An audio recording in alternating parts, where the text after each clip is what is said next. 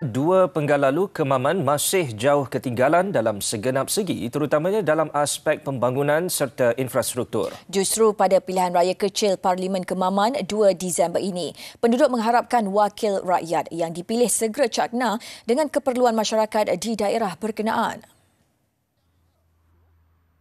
Dalam mendambakan perubahan, penduduk tertarik dengan slogan kempen calon Barisan Nasional BN, Kemaman untuk Kemaman. Mereka menaruh harapan besar kepada Tan Sri Raja Muhammad Affandi Raja Muhammad Noor agar dapat membawa lebih banyak perubahan di Kemaman. Antara yang dibangkitkan penduduk ialah penyelesaian berkenaan dengan sistem saliran yang menyebabkan mereka sering menjadi mangsa banjir saban tahun. Supaya dapat menyelesaikan dengan isu yang tertunggak, orang panggil tertunggak. Jadi benda ni kita kena selesaikan lah.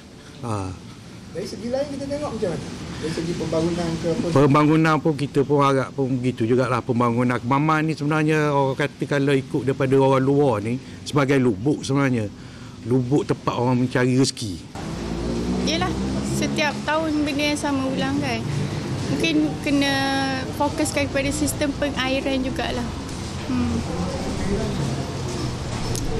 Kita nampak lagi tahun ni macam sebelum-sebelum ni kan, maksudnya tak ada apa-apalah. Terengganu pun ada kekurangan, banyak dari segi pembangunan dan sebagainya apa semua. Apatah lagi di kawasan Kemaman ni memang agak lembap sikit lah. Tapi saya tengok adalah usaha-usaha untuk memperbaiki kedudukan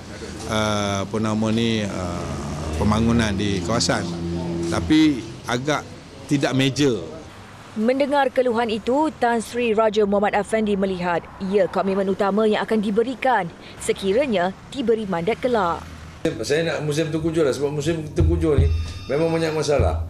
Banyak masalah sebab nak memberi bantuan dan menyelamatkan orang. Itu memang sulit. Jadi kalau kata jalan, ya, saya lihat, saya pergi ke daerah, ke kawasan-kawasan yang terlibat tu memang perlu perhatian.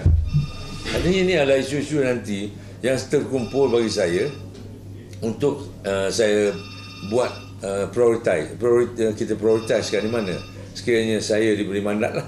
Tambah beliau, kerajaan perpaduan yang ada pada hari ini merupakan kerjasama terbaik antara parti politik yang mengutamakan kesejahteraan rakyat. Dan dalam isu banjir, komitmen Putrajaya melalui RMK ke-12 dizahirkan dengan projek tempatan banjir bernilai 22 bilion ringgit.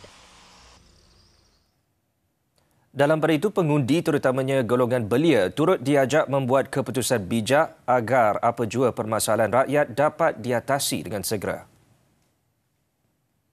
Kalau Menteri Besar menang pun dia jadi pembangkang. Saya khawatir orang Kemaman tak perasan tu.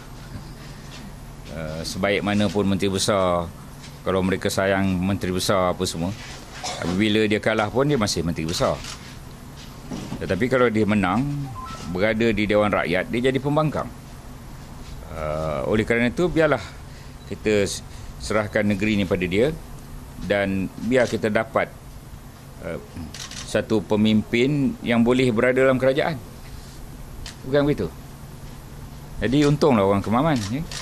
Di negeri dia dapat kerajaan, di pusat dia dapat kerajaan. Kena bijak buat keputusan 2 bulan ni. Kalau tidak, di negeri kita dapat kerajaan, di pusat kita dapat pembangkang. Beliau terdahulu hadir pada program Ramah Mesra dan ziarah kasih jentera BN di Bilik Gerakan Cawangan Mak Cili, Kemaman.